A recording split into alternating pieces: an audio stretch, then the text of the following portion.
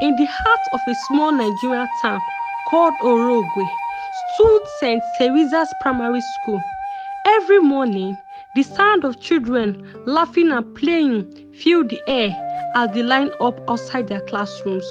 But behind this laughter, behind the cheerful noise, there's a dark secret that will shake the entire town when it finally comes into light.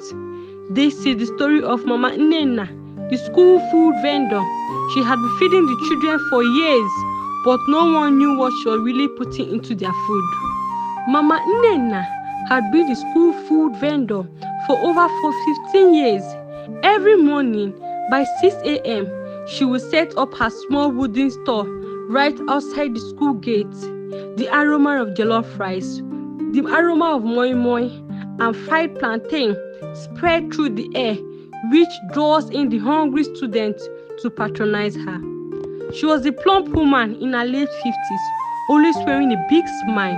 Her head is only wrapped with a neat head wrap covering her gray hair. Parents of the students trusted her, teachers adored her, and the children, they couldn't get enough of her food. Mama Nnenna, add extra meat for me now, little Chuka will plead. She laughed. You want to finish all my meat? But she went on to put an extra meat into his plate. But behind her warm smile is a dark secret. At first, teachers noticed that many children were falling sick after lunch. Some of the children were having stomach aches. Some of them were vomiting. Some fainted in the class. But each time, the illnesses were brushed off as malaria or something they ate at home. Yet, this pattern continued. More challenging was the change in the children's behavior. Most of the lively students became withdrawn. Some of the students grew aggressive. Others started having nightmares, waking up at night and screaming, claiming they saw a woman in red standing over them. The school priest, Father Benedict, began to suspect something spiritual. He approached the headmistress, Mrs. Eze. "We need to pray over this school," he told Mrs. Eze. "There is a dark cloud hovering here." But Mrs. Eze waved him off. "Father, please, let's not bring fear into the hearts of these parents. Children fall sick every now and then." But deep down, Father Benedict knew something wasn't right.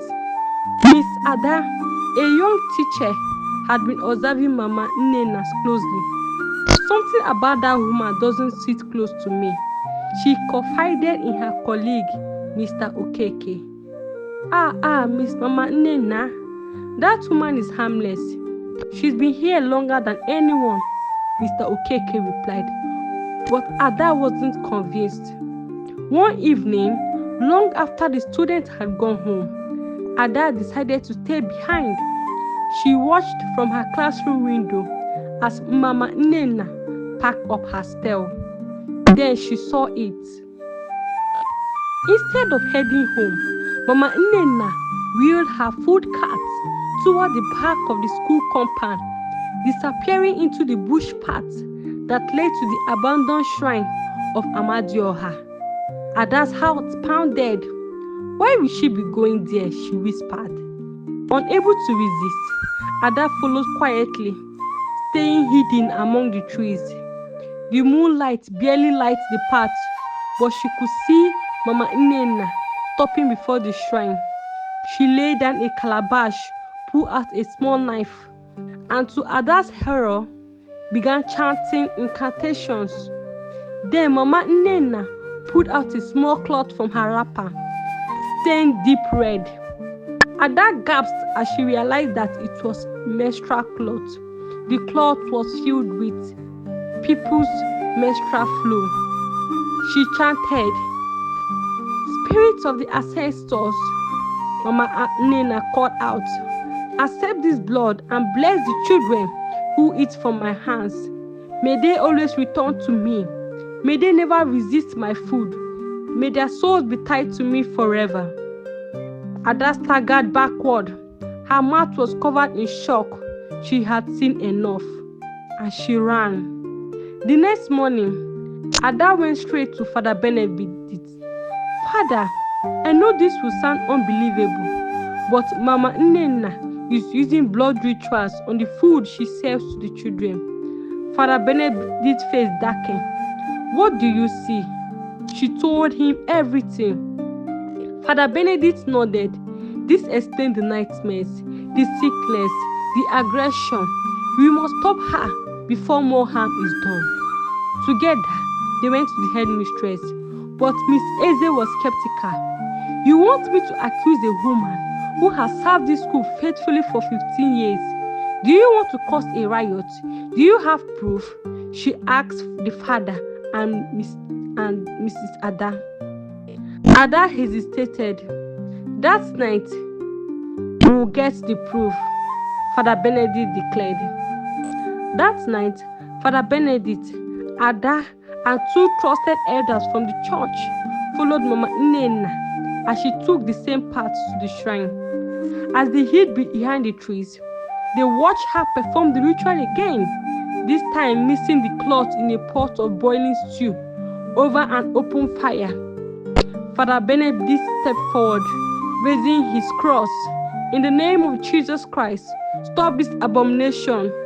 Mama Nnenna turned her eyes slowly, looking at Father Benedict. You shouldn't have come here, she hissed. Mama Nnenna began chanting louder, her voice rising as shadows gathered around her. Father Benedict prayed louder. The elders joined him in praying. Suddenly, Mama Nnenna let out a piercing scream, collapsed to the ground. When they approached her, she was unconscious. The next day, the town gathered as the story spread. The police took Mama Nnenna away. Her food stall was burned. The shrine was demolished.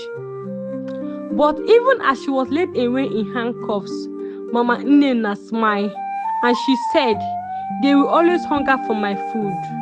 And true to her words, many children still craved her cooking, even long after she was gone.